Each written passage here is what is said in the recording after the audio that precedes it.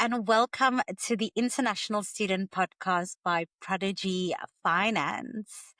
Today, I am super delighted to have Mohamed Wasim join us today on the podcast. Mohamed is a master's in science graduate from the Illinois University of Technology.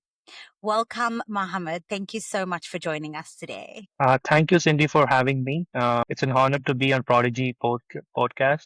Thank you so much. I am so excited to have you here today. I follow you on LinkedIn, by the way. I'm quite a big fan of yours. I follow you on all your social media platforms, and I love to see, some of the projects and the initiatives that you work on. I often see you mentoring other international students. So I'm super thrilled to have you join us today. Yeah, thank you for that. And, I really appreciate that you have been following on LinkedIn kind of thing. So, like I'm just like giving it back to the community kind of thing. Like once in like 2 years or 3 years, like I was in the same shoes as every international students, like navigating the job search, understanding the culture, like doing a lot of networking kind of thing.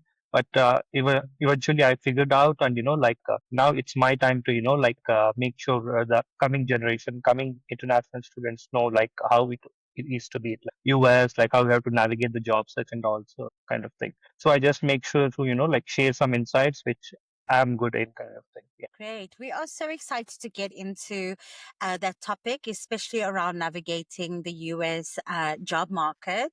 We know this is quite a pain point for a lot of international students. But before we get into that, Mohammed, tell us a little bit about yourself, a little bit about your background. Yeah, sure. Thanks for the question, Cindy. So my name is Mohamed Wasim.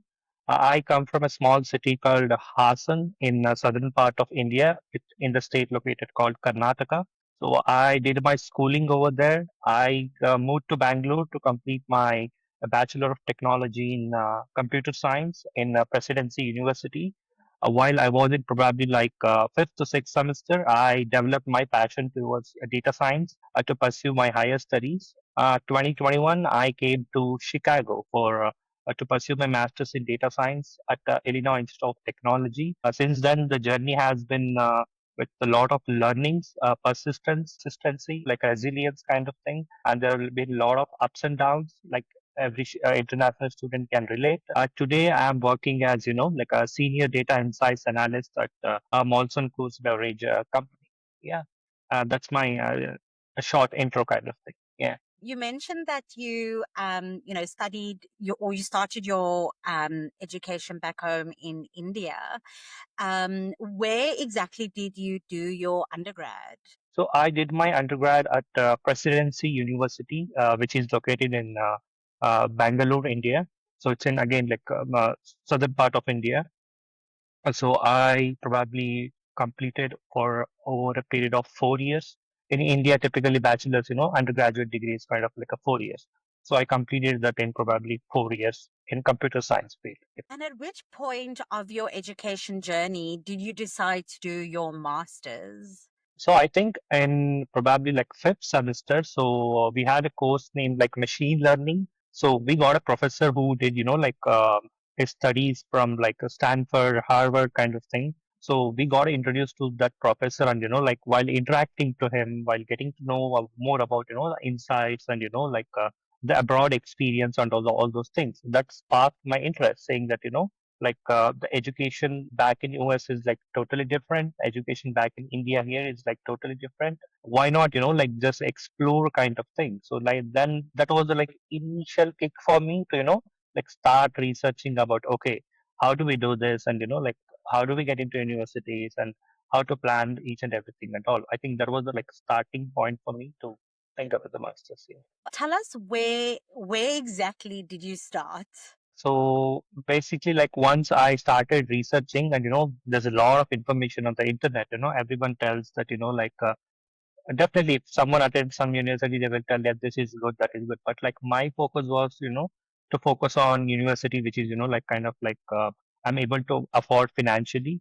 I get some sort of like scholarship kind of thing, and then like it's a good like a tier one city, so that I don't have to like sit in a city where there is no lot of like a networking events and all those things and all. So I made sure like Chicago is the best place for sort of like networking kind of thing.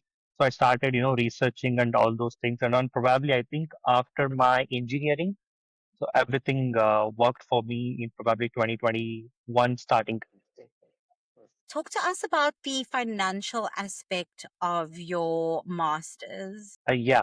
So, like when it comes to like the financial thing, like every international student relates, like how to finance such huge degree or how to finance such huge graduate studies kind of thing. So I think probably then I came into a Prodigy Finance. I was just Googling something and, like I was figuring out like how to get a loan and figuring out everything and all. Back in India, everyone asks for like a collateral thing, like if they're providing you a loan kind of thing. Back in 21, it was like we need your house, we need your specific vehicle or and all those things and all. But like when I started, kind of like researching more and more about it, like how people are really getting into what's this Prodigy Finance kind of thing. Then I was, like really, really kind of like happy that like Prodigy Finance was able to make my education easier. It was not even kind of a hassle process for me. I just uploaded the university, I did the application, and luckily I got approved. There's like a 50% chance if I'm here today, then definitely I owe my journey to like Prodigy Finance kind of thing. Yeah. And we are so happy to be part of that journey. Wasim, earlier on you mentioned some challenges and you've learned some skills like resilience, etc. Can you tell us exactly what those challenges were and how did you overcome them? Yeah, sure. So some of the challenges I faced initially was, like getting adjusted to this culture. So like I'm an introvert as a person, like sometimes I get hesitate to, like kind of like talk to people or, like connect with the people kind of thing. But once I was there in for here 6 months, I realized that you have come here for something. So you gotta like figure out like what you got to do. And like I was like, if you are sitting in a room and saying that, hey, I need a job, hey, I need an internship, hey, this is Mohammed Wasim, no one will, kind of like understand who are you, from where are you, kind of thing. But like what I did was, like slowly coming out of my comfort zone and like attending small networking events, and I made sure that like I talk to people kind of thing. So that was the one of the main challenge I faced initially, kind of thing, connecting with the people, doing a lot of networking. But eventually I became an expert, and like kind of now literally people call me to like universities, hey, like, can you come and just have a, like a guest session kind of thing. So I'm really, really proud of that, like how far I have been through this journey kind of thing. And the challenges also comes in, like kind of like when you're job searching, when you're internship searching, and um, things always go the way you expect, right? So there are like ups and downs, there are a lot of rejections kind of thing. But what stays awake you is kind of, like being consistent and persistent in whatever you're doing kind of thing. So back in then, if I realize now, all the journey was totally, totally worth it with all of those challenges. And like, I'm really, really happy to, like I have gone through all of those, but and eventually I made it to where I want to be kind of thing. Yeah. So where are you now, Wasim? I mean, I know you in the US still, but where are you in terms of your journey? Are you working? What are you up to? Yeah, currently I am staying in Milwaukee, a city which is in like Wisconsin. I think it's like a probably 1.5 hour drive from Chicago. So most of my journey in US, I have been staying in Chicago, and I really, really love Chicago. My my team sits in Milwaukee here. So probably I have to like, move over here, and like I probably moved in around May 24, and yeah, I've been working in a hybrid model kind of thing. So like 3 days I go to office and 2 days I work from home kind of thing. Yeah. What do you prefer, working from home or going into the office? I prefer hybrid mode because like in those 3 days of like working in office, you get to meet a lot of people, and like you Mm. get to do a lot of networking from other departments kind of thing, understand like what things they are working on, what you're working on, and it's kind of thing. So I prefer the hybrid mode. It's good. Yep. Mm. Yeah. And as an introvert, how have you adapted to, career in the US? Yeah. So that's a good question. So when I told you, like, I struggled for like 6 months here, kind of thing. The one thing that caught me on my mind was like, I have spent a huge money to come here. So I'm from like typical Indian middle class family. My parents have a lot of dreams and ambitions. They have sent me over here. If I'm sitting like this, if I'm not talking to anyone, if I'm not getting over this, then definitely that's a loss for me. So God has given me an opportunity to, like, bring it to me US kind of thing, show this world kind of thing. Then I have to literally utilize this kind of thing. Then I, like, slowly started to making changes. Like, I didn't like start with any networking event. I started from, like, reaching out to people in my university. Suppose for, like, talking to professors, or like, talking to alumni, or talking to, different people over virtually, and, like, understanding their perspective. Okay, like, hey, you studied in this university, you graduated this year, like, what are the challenges you face, kind of thing, like, how can I, like, navigate this specific thing, kind of thing. So when I started, like, connecting with people, people started, being resonating with my journey. Then I realized, okay, this was not me. Everyone else was like this, but they are just, kind of like, we have to reach out to people to understand their journey, understand their perspective, kind of thing. In this way, like, I slowly started connecting to people, and then I realized, the more visible you are in US, the more opportunities you get, kind of thing. And that's how it works here, kind of thing. Your network is your net worth, kind of. Yeah. Oh, I love that. Your network is your network. And it's so funny because from previous podcast chat we have, that is seems to be the most common theme. This kind of concept of networking. And even Yes. earlier in the research stage, even before you leave your home country, as you're about to go and study your masters, that has always been the advice others in who have been on the show that say network, talk to people that are at your university, talk to the professors, etc. So you're really fortunate, you working. Um, Tell us about that. How did you land your job? Was it immediately after graduation? Did it take you some time? Talk to us a little bit about your journey. Yeah, sure. So my job search journey has been, kind of like a lot of like ups and downs, kind of thing. So didn't get like, I was interning with a company, so I was expecting like, they will provide me an offer, kind of thing. But due to the visa complexities, the company denied to, like, extend the full time offer.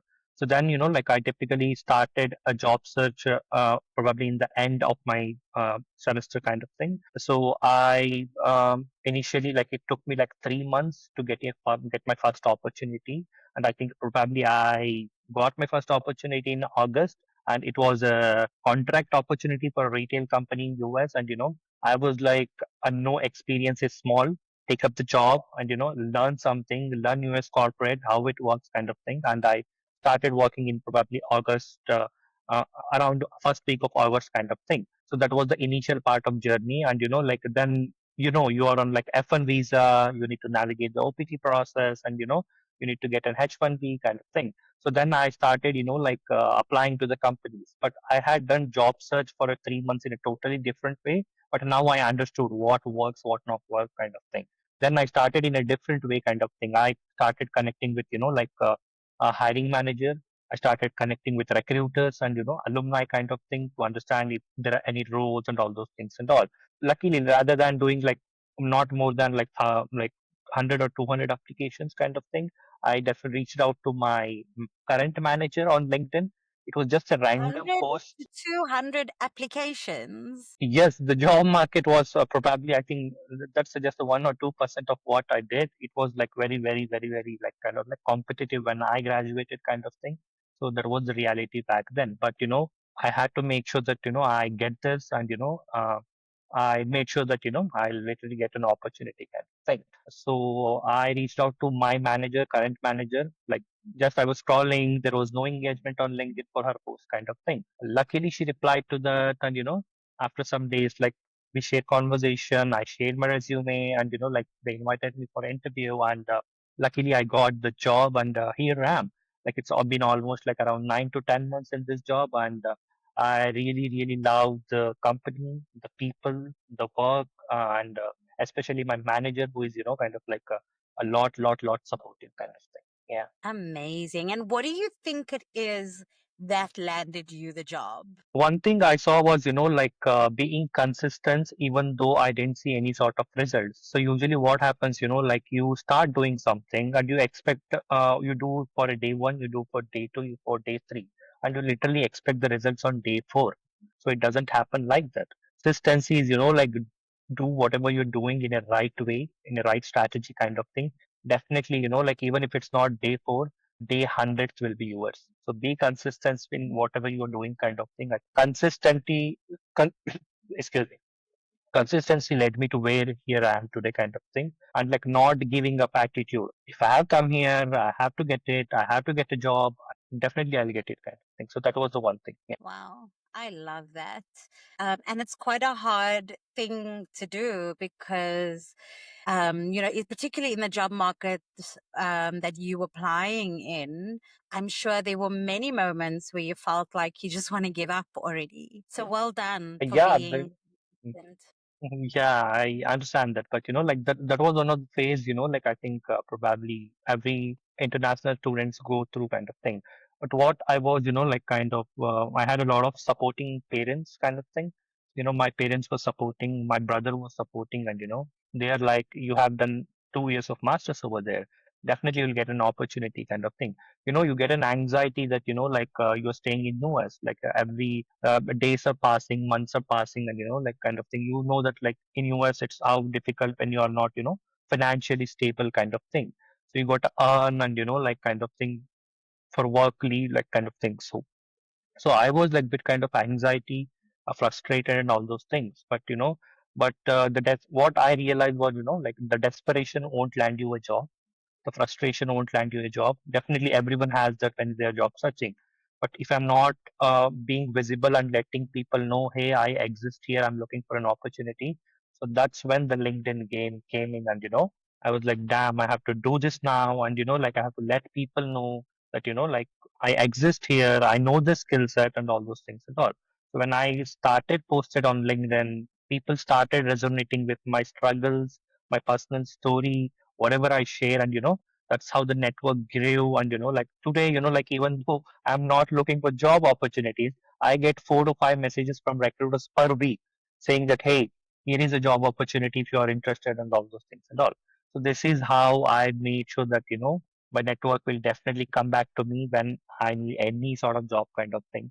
So yeah, it was a struggle kind of thing, but definitely it was worth the penny I spent, and what the time I spent, and everything over here. Wow. And do you think completing your master's, do you think that set you apart from other candidates, or do you think that that really helped you with where you are today? Yes, I think like 60 to 70% of the a person who I am today, I definitely like owe it to my master's journey. Like back in um, um India, I was totally kind of like an introvert, a bit hesitant to talk to people, and like not knowing what to do, like figuring out things, kind of thing. But the US, like the study abroad experience gave me a different perspective of like what life is, what is networking, how you have to like know people, kind of thing. So that's how, kind of like it was challenging for me, but eventually I made sure that, it works. So one of the how my master's degree helped was, like kind of when we attend a lot of classes, you see a lot of professors, like explaining something, and kind of like you connect with them. There is a lot of research based experience, kind of thing, and all those going on. But like when you see people, talking to each other even without knowing each other, hey, how are you, how was your day, and all those things and all, it gave me a totally different perspective. Back in India, you won't do this, you are unknown, like you stay unknown to each other. But here it's totally different kind of thing. So the culture here, the experience was totally different, and like that's what I have learned here.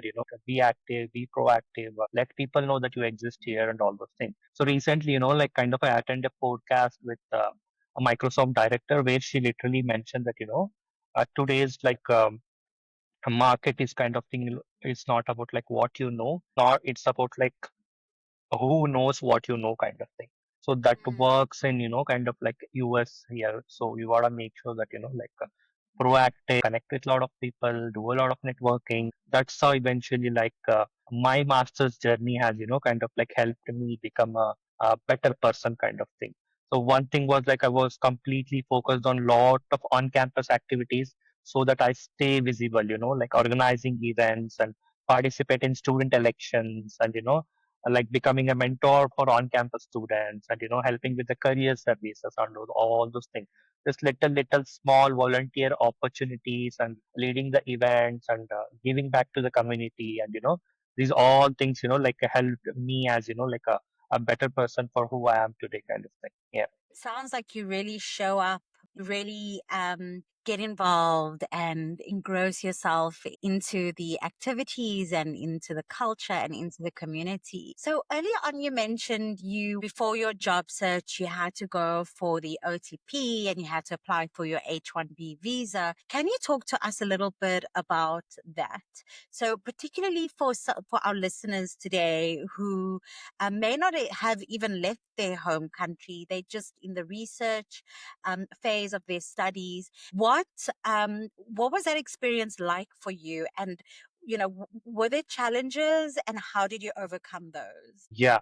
So, coming out of like, I think every F1 visa student can relate this, like once you're on OPT and, you get that anxiety, like you have to apply the OPT once, like, probably 2 months before your graduation, and you have to give the date that, this is the date I'll be, like getting my EAD card and all those things and all. So this was the same situation for me back in, I think, probably April 2023. I had to apply for EAD. I didn't have a job kind of thing. So then probably, like I gave the date around like a June end kind of thing. So, and like you have to decide, probably you get like, 90, 60 days of time after your graduation, to set up a date, like what date you want to give in to start the job kind of thing. So I had to figure out that part and, like a lot of internet like companies are sponsoring kind of thing, but there are only for like a specific roles, not for each and every role for that part. So I made sure to, like reach out to only those companies, like which are like sponsoring. You have a lot of resources over there, like my visa jobs or H1B grader and all those things and all. So figured out, like what companies are sponsoring and all those things and all. Then I eventually like figured out, okay, this is how you have to work and, um, get a sponsored opportunity kind of thing. Yeah, it was difficult, but eventually like things fall into a place kind of thing. Yeah, it's a good journey. So earlier on, you mentioned that you mentor to other students on campus. You're also a mentor in the Prodigy Finance community. What are some of the typical questions that you get from your mentees, and where exactly do you help them and coach them? So yeah, so typically my mentees are international students who are struggling to land data domain jobs over here. So the most question I receive is kind of look at my resume, look at my review my resume kind of thing. But I can do one, two, three, four, five, six, but not more than that, right? So I started creating content on LinkedIn to share insights. This is how it needs to be done, kind of thing. So then, like people literally got like getting attached to it and, like understanding kind of thing. And some of the literally other questions are, like how to navigate the US job market. And, we have been in the job market for more than 3 to 4 months. We're not getting interview calls, we're not getting this, how to navigate all these things and all. So I just realized whenever someone reaches out to me, I make sure to, at least even if it's on a weekend, I reply to them because I was in the same shoes back in 21, 22, 23 kind of thing. I was also navigating, was also, kind of like frustrated on how things work and, no one was there to guide me. I just realized my situation and I make sure to, give it back to the community, reply to them. And my one of my like small message can make their day, make them happy or get that opportunity and all those things. That's why I make sure to, like whatever I time get then I at least mentor 2 to 3 people per day kind of thing. Wow. So, for our listeners today, let's just say, someone's listening in on this podcast and they are in India. They have maybe just completed their undergraduate. They're in the research stage. They're in the exploration stage of wanting to study their masters abroad. What advice do you have for that listener? Yeah, I think that's a really, really good question, like that we need to talk about with a lot of like upcoming students to US kind of thing. I think, like for international students in US, a master's degree isn't about just like, education. It's opening doors to, like lot of future filled with opportunities, like if you are on the fence about, like pursuing one of the master's kind of thing, think about, like where you want to be in the next 5 years, and, whether this steps aligns with your like future goals and all those things and all. So research about the job market, and, understand how a master's degree that you are studying fits into career goals kind of thing. So researching a lot about like where I'm getting in, what I'm gonna do, how I'm gonna do kind of thing, that will definitely help you in your like long term journey. Understanding why behind everything, and okay, this is what I'm doing, but is this making sense to me? Like someone has navigated this already, but how I have to navigate kind of thing. And make networking a priority from day one. This is my advice to international students. As soon as kind of you land kind of thing, I'm not saying, hey, just start connecting with people on LinkedIn kind of thing. Give yourself time to get adjusted to the environment kind of thing, but definitely make a networking, a priority from day one. And like be financially, like prepared kind of thing. It takes a lot of money to study in US, but before getting in, if you're able to figure out like how to get a teaching assistantship, research assistantship, part-time jobs on LinkedIn, or probably kind of like a scholarship from the university kind of thing, that will literally help you ease your burden to to stay in the US kind of thing. And also like leverage LinkedIn, treat your LinkedIn as like a building a personal brand kind of thing, and reach out to alumni, reach out to people, and attend a lot of career fairs, and a lot of networking events. This will definitely like help you make a better as a person. So it's not about like if you're getting a job or not kind of thing. It's about like we are meeting people, we are connecting people, and we are letting them know, hey, I exist here kind of thing. That's what I want to literally make sure every international student does. And like as I mentioned earlier, things might not go as expected. Every day cannot be like kind of good day kind of thing. So you have to always be like a stay patient, and trust the process, because you might have realized that like back in 2019 2020, you might have sitting in university and thinking that, hey, I want to get into masters, I want to get into US kind of thing. But here it is 2025, you are already there in US. So things will Yeah. work at the right time. So you got to like stay patient and trust the process kind of thing. Wow, that is some incredible advice. Thank you so much for sharing those golden nuggets, Wasim, and thank you so much for joining us today. You are doing some incredible things, and we are here for it. Thank you, Cindy. Like really, really appreciate all of your efforts. Like I really love, like community building kind of thing. I think Linka was here previously. I got to introduce about Linka and you, and all those things and all.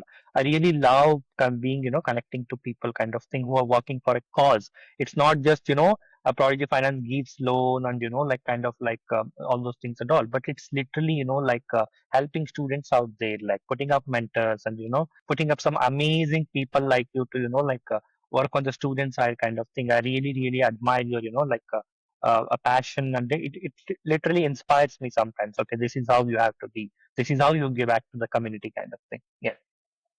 Absolutely. I'm so surprised to hear you're an introvert, by the way, because you are so confident. You speak so beautifully. You have made a massive progress. So well done for that, Wasim. And thank you so much Yeah. for availing your time to help others. I think it's such a selfless act.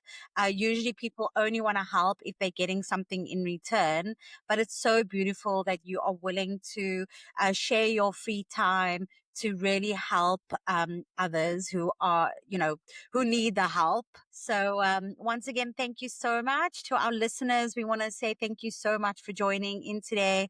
We really hope that you found value in this conversation. There were some beautiful words of wisdom and guidance from Wasim. Thank you so much for tuning in. Don't forget to like, subscribe to our channel. Until next time, keep dreaming big.